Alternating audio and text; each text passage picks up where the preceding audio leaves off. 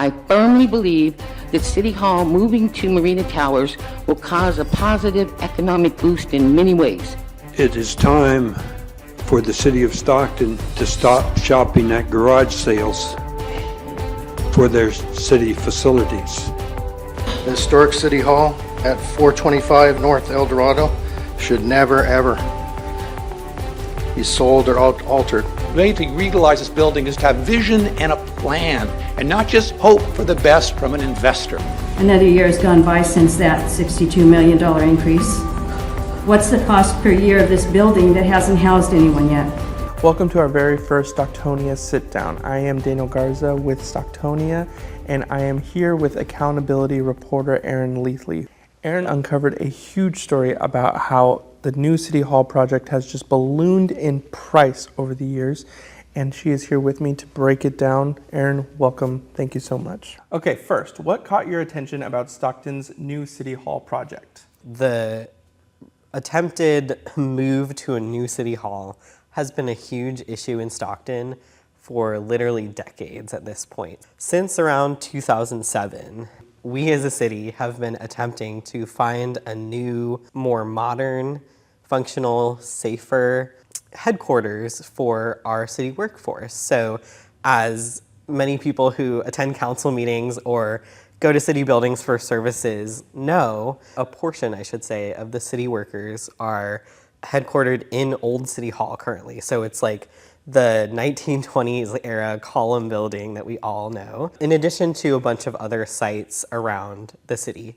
And so the goal has been to move the city workforce into a more central location that's more up to date, more fitting for modern government needs, and honestly like a better and safer working environment for city employees. And so that's been going on since 2007. Back then was around when Stockton went bankrupt, and so we had bought a building, we had lost it as a result of some settlements involving our bankruptcy here. And then finally in 2017, we bought new buildings to try to be the new final kind of home of Stockton's new City Hall. And so at that point it was like, okay, great, we have a building. That cost, $13.6 million. Fast forward in the next couple of years, there were big contracts to try to renovate the building. We got the contracts and we were like, oh yeah, great, we got the contracts, so now it's gonna be good, right? And but in fact, even after getting the building and the contracts to fix it, the costs have still ballooned in a way that I think a lot of people don't understand. So that is what, that period of time is what caught our attention. Okay, so for people who may not know, what is the Waterfront Towers and why is it supposed to become the new City Hall? The Waterfront Towers are two 1980s era office towers. If you have driven around downtown or walk on the waterfront, you've probably seen them. They're those big two white towers with kind of glass walls. And those are the buildings that in 2017, the city of Stockton bought to be our new permanent government headquarters. So moving city workers from Old City Hall and from the other government facilities into this new centralized facility. The city council, voted to purchase it. When we talk about the new City Hall project, that is the site that's been under construction since 2017 to try to get our city workforce in there. So in the story, you talk about a 10% rule. So can you explain in plain terms what the 10% rule is and how does it allow city and staff contractors to increase spending without going back to city council? In investigating the new City Hall project, we came across and learned a lot more about a rule that both helped the City Hall contract balloon in price in a way that was somewhat not transparent to the public, but this rule also applies to many other contracts, and I think it's important for people to know that. So what we've kind of dubbed the 10% rule is a policy and a practice in Stockton city government whereby if there's a city contract, so like a government contract, that's over $100,000, then if the city wants to increase that contract, frequently they can do it without going to the city council and without there being sort of a public discussion or a public review beforehand. So to give you an example, if the city signs a $100 million contract, let's say, just a hypothetical one, Sure, yeah. for the purposes of the example, under the 10% rule, the city staff and city manager will have 10% of that contract that they can then increase it by without going back to city council first. So in the case of our $100 million contract, that would be $10 million, right? So the city staff can meet with whoever that contractor is, and if they want to mutually increase the contract, they can just do so without any sort of public announcement or review or discussion with the city council or with members of the public. And once city staff and the city manager and the contractor increase the contract by that 10%, then only the increase that trips the 10% limit needs to go to city council. So let's say that, I increased my hypothetical contract by 10 million. The first increase was 1, 2 million, 3 million, et cetera. We get close to the limit.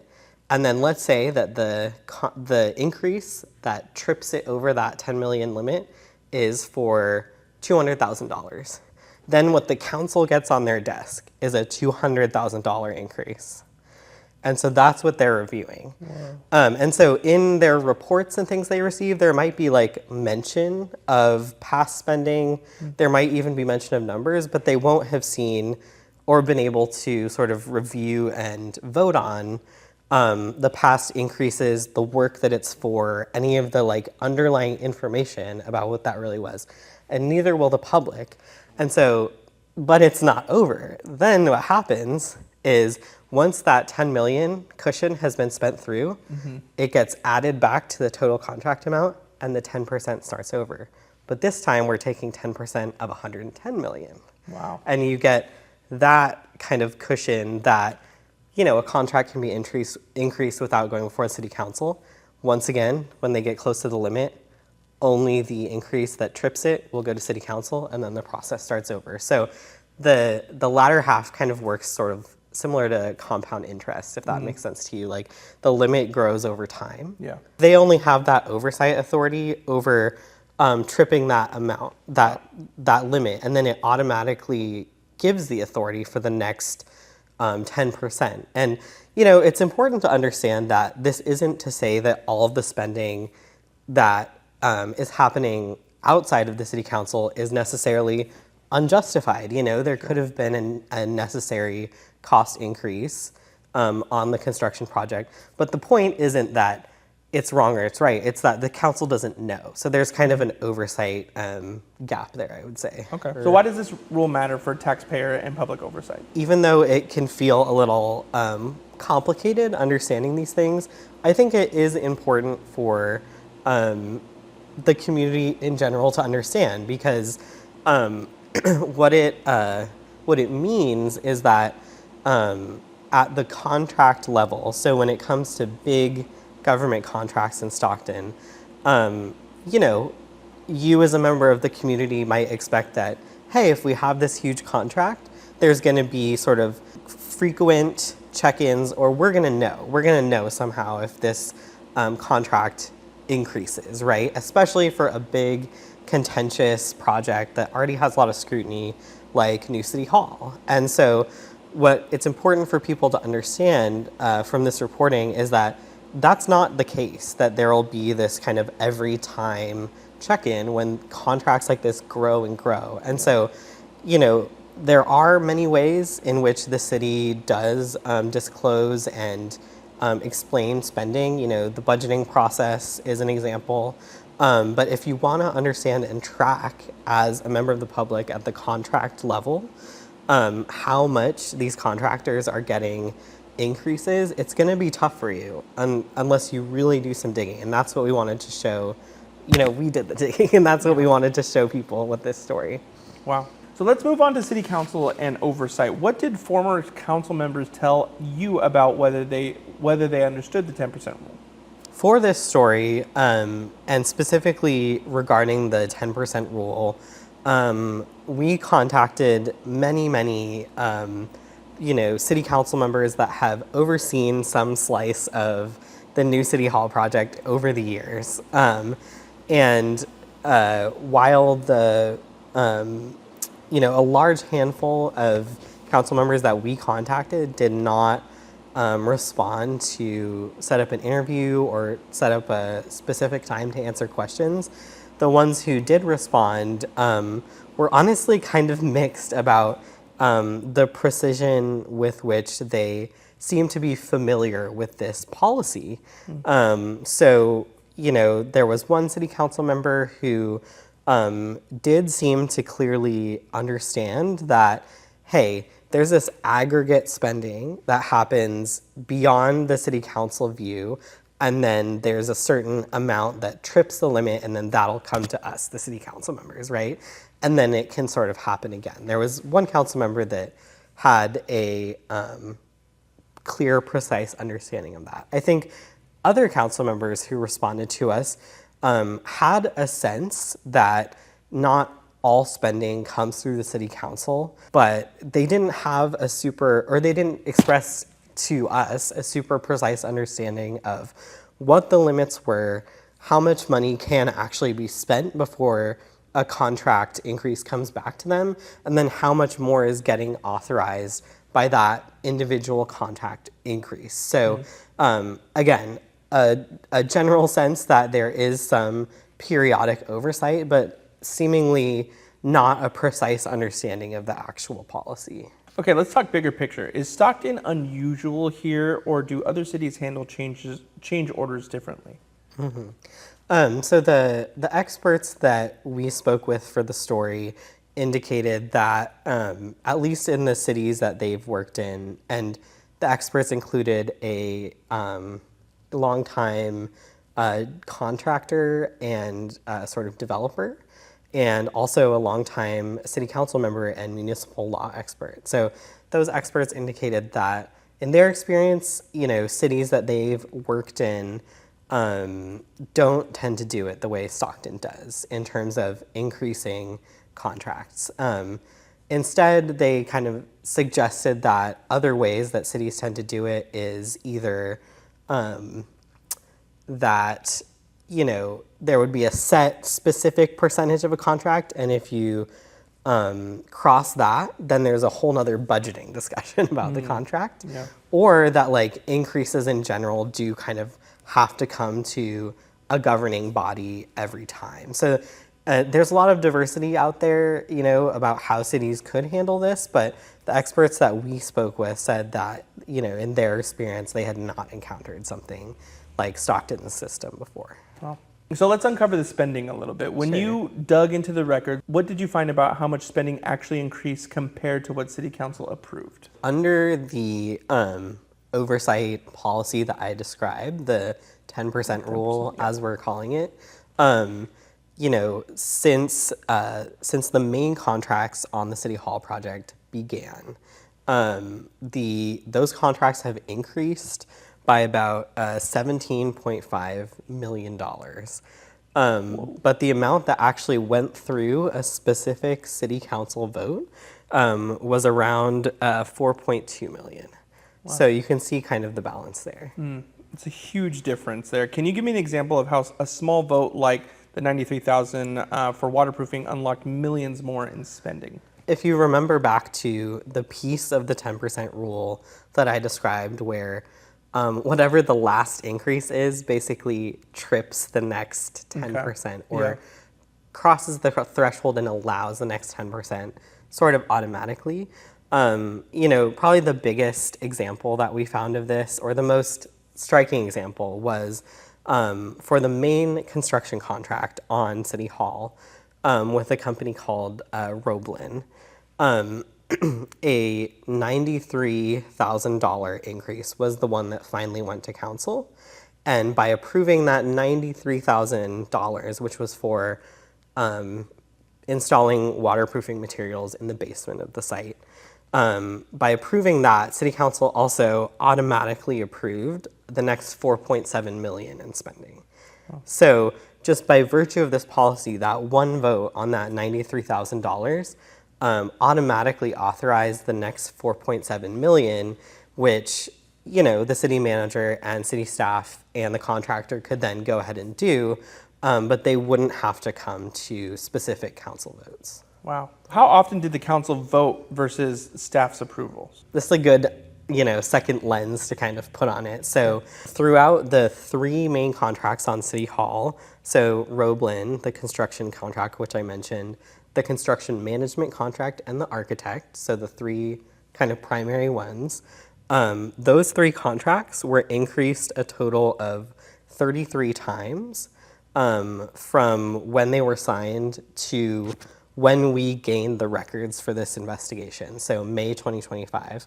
And of those 33 times, 9 were directly voted on by the city council. Let's get into where the money went. What were the biggest hidden costs in this project that you found, like things like insulation, elevators, HVAC? What was something that you discovered in your reporting? Another recurring theme that led to recurring increased costs was the HVAC system. So, you know, the documents that we obtained show that all manner of HVAC replacement work was needed, including like replacing the HVAC system as a whole, and then all of the little things that sort of cascade down as a result of doing that. And I will say that like the costs also ballooned, you know, significantly from just small things that like, you know, it's maybe $5,000 here, $10,000 there, but it does add up. Yeah. So beyond City Hall, could this rule affect other city projects or contracts? From what we've seen, the policy would apply to any city contract over $100,000. So you sign the initial contract, it's like over $100,000, then this rule would apply. And so we know that from reviewing city resolutions, clarifying this practice, and even past policy before those resolutions were passed, in addition to other city records that reflect this. And so, you know, I think it's an important thing for members of the public for Stocktonians to consider that, hey, it's not just New City Hall, even though New City Hall is kind of like a big, well-known project that is already a sticking point, and so it's kind of a prominent example of this, but it's not just New City Hall that this policy could apply to. And you know, any city manager in the future, you know, whoever is kind of the city manager and staff of our city will have the same authority under our current policy and practices. How have the delays and rising costs affected Stocktonians and their trust in this leadership? In a way, it's like this project was already such a point of contention that this is kind of adding even more on top of an already tense sort of, you know, point of scrutiny for Stocktonians. And so I think, you know, what I will say is the story findings about the 10% rule and all the spending increases on this project are not about a particular person and a particular person's wrongdoing. That's not the finding. But what the finding is that our policy and our practice for years has been something that sort of allows this to happen. And I think that is what Stocktonians can look at now and say, like, hey, this has been baked into our city government for years. Like, is this the best way to do it? This is just the beginning of the story. In our next video, we'll look ahead, what City Hall still has to answer to, and what Stocktonians should be watching for. Don't forget to subscribe and turn on notifications so you don't miss what comes next. And read the full story now at stocktonia.org.